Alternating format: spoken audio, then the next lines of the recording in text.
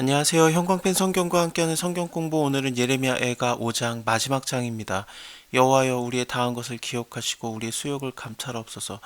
처음부터 끝까지 꽤나 지금 현실에 대한 상황에 대해서 하나님께 설명을 하고 있는데 지금까지 1장, 2장, 3장, 4장은 알파벳 순서대로 그 모든 말들이 이어졌었거든요.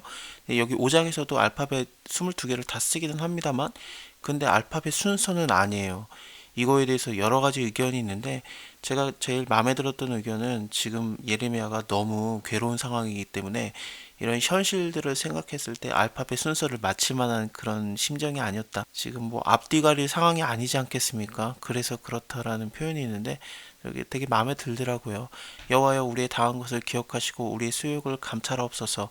우리의 기업이 외인에게 이 기업이라고 하면은 가나안 땅을 얘기하는 것 같습니다. 그래서 우리의 땅이 외인에게 우리의 집들도 다른 사람에게 다 돌아갔나이다.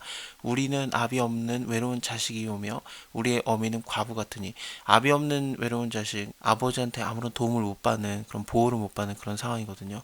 우리의 어미는 과부 같으니 우리가 은을 주고 물을 마시며 갑을 주고 섭을 얻어오며 섭이라는 게 지푸라기 그런 것을 얘기합니다.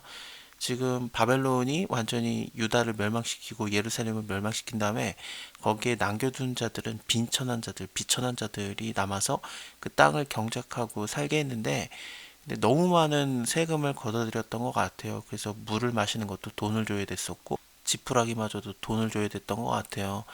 지금이야 뭐 물을 돈 주고 사 마시는 거 그게 가능하지만 우리나라도 몇 년 전까지만 해도 물을 돈 주고 사 먹는 거 이해가 안 되는 거였거든요. 물값이 또 얼마나 비쌌는지 아예 은을 달아주는 거죠. 우리의 쫓는 자들은 우리의 목을 눌러싸우니 우리가 곤비하여서 쉴 수가 없나이다. 우리가 애굽 사람과 아수르 사람과 악수하고 악수한다라는 것은 그들과 뭐 조약을 맺는다, 계약을 맺는다 그런 뜻인데 아수르 제국이 이미 멸망당했잖아요. 근데 왜 아수르 사람이라고 하냐면은 바벨론이 아수르를 멸망시켰지만 그 사람들은 아직 있지 않겠습니까? 뭐 다 죽이진 않았을 거니까. 그래서 바벨론의 밑에 있는 아수르 사람에게라도 오히려 우리가 도움을 구해야 될 만큼 그들에게 좀 힘든 조약을 맺어서 좀 불공평한 조약이지만 그들에게 조약을 맺어서 양식을 얻어서 배부르고자 하였나이다. 애굽 사람들도 바벨론과의 싸움에서 지거든요. 그래도 그들이 더 양식이 더 있었던 거죠. 그래서 이것을 얻으려고 했던 겁니다. 너무 먹을 게 없으니까 우리의 열조는 범죄하여 없어졌고 우리는 그 죄악을 담당하였나이다. 그 선조 때 범죄하였기 때문에 밑에 때인 우리 때 무조건 벌을 받았다 그런 뜻이 아니라 열조들이 했던 범죄를 우리가 그대로 본받아서 답습해서 우리도 계속 죄악을 저질렀고 그거에 대해서 결국에는 대가를 치렀다라는 뜻입니다. 종들이 우리를 관할하며 이 종들이라고 하면은 바벨론의 종들인데 그 하급 관리들이 예루살렘 뭐 유다를 관할하고 있다라는 건데 원래는 왕들이 관할했었고 그것도 왕도 하나님께 기름 부음 받은 자들 물론 그들이 악한 왕이라고 할지라도 그리스도들 아니었습니까? 하나님께 기름 부음 받은 자가 그리스도니까 근데 이제는 그런 왕들 뭐 존귀한 자들 뭐 하나님께 기름 부음 받은 자들도 아니고 종들이 와가지고 오히려 관할하고 있는 거죠. 그 손에서 건져낼 자가 없나이다. 광야에는 칼이 있으므로 죽기를 무릅써야 양식을 얻사오니 주림의 열기로 인해서 우리의 피부가 아궁이처럼 검으니이다. 피부가 아궁이처럼 검다라는 것은 아마도 영양실조의 모습을 얘기하는 것 같아요. 4장 8절에서도 이제는 그 얼굴이 숯보다 검고 그 가죽이 뼈에 붙어서 막대기같이 말랐다라고 돼 있거든요. 이것도 너무 못 먹어서 줄인 형태 그런 것들을 얘기했던 건데 밑에도 마찬가지로 피부가 아궁이처럼 검어졌다 이런 표현들이 사실은 주림의 열기로 인해서 피부가 아궁이처럼 검다라는 게 아니라 아궁이처럼 뜨거워졌다라고도 번역이 가능해요. 이렇든 저렇든 너무 굶어서 힘든 상황을 얘기하고 있습니다. 대적이 시온에서 부녀들을 유다의 각 성에서 처녀들을 육보했나이다. 지금 전쟁에서 졌기 때문에 군인들이었던 남자들은 다 죽거나 사로잡혀 가고 남아있는 여인들은 욕보여지고 방백들은 손이 메어서 달리며 손이 메어 달린다는 게 여러 가지 의견이 있는데 아마도 그 벽에다가 이 지도자급들을 손을 매달아 놔가지고 말려 죽였다라는 얘기도 있고 또 하나의 의견은 그들 스스로가 자결했다라고도 하기도 하고 여러 가지 의견이 있습니다만 어쨌든 계속해서 끔찍한 상황을 얘기하고 있습니다. 장로들의 얼굴이 존경을 받지 못하나이다.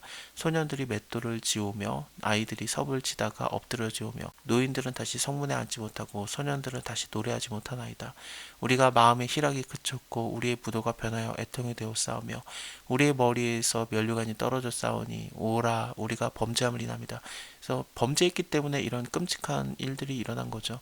4장에서도 3장에서도 마찬가지로 하나님께 우리가 원망을 할 수 없는 게 살아있는 사람은 자기의 죄로 벌을 받고 있기 때문에 어찌 원망할 수 있겠습니까? 하나님께서 그나마 오래 참고 오래 참다가 그거에 대한 대가를 주신 거지만 그 대가를 다 준 것도 아니에요. 정말 덜 준 거죠. 다른 나라의 같은 경우에는 아예 남은 자가 없게 하겠다. 포로에서 돌아올 자가 없으리라. 뭐 그런 식으로 표현을 했었는데 그나마 유다는 너희가 다시 돌아오게 되겠다라는 또 남겨두는 거라든지 이런 것은 하나님의 자비와 긍휼 오래 참으심으로 그나마 덜 맞은 거예요. 그리고 또 하나님께서는 반드시 회복시킬 것을 약속하셨고요. 실제로 그러시고요. 이러므로 우리의 마음이 피곤하고 이러므로 우리의 눈이 어두우며 시온산이 황무하여 여우가 거기서 노나이다. 여우가 논다라는 것은 완전히 황폐해진 곳에 들짐승이 돌아다니는 겁니다. 여호와여 주는 영원히 계시오며 주의 보좌는 세세히 비치나이다. 주께서 어찌해서 우리를 영원히 잊으시오며 우리를 이와 같이 오래 버리시나이까. 여호와여 우리를 주께로 돌이키소서. 그리하시면 우리가 주께 돌아가겠사오니 우리의 날을 다시 새롭게 하사 옛적같이 하옵소서. 주께서 우리를 아주 버리셨사오며 우리에게 진노하심이 특심하시니이다. 하나님께 계속 의지할 수 있는 것은 하나님의 보좌는 영영이 변하지 않기 때문에 하나님은 늘 권능과 힘을 갖고 계시고 또 하나님께서 우리를 주께로 돌이키시기도 하거든요. 그리고 하나님께서 그것도 원하세요. 지금은 진노하시지만 언젠가는 다시 돌아오게 하실 것. 물론 정확하게 70년이라고 그 시간도 정해주셨었죠. 자, 오늘은 여기까지 보고요. 다음에 에스겔에서 만나 뵙겠습니다. 감사합니다. 다음에 뵐게요.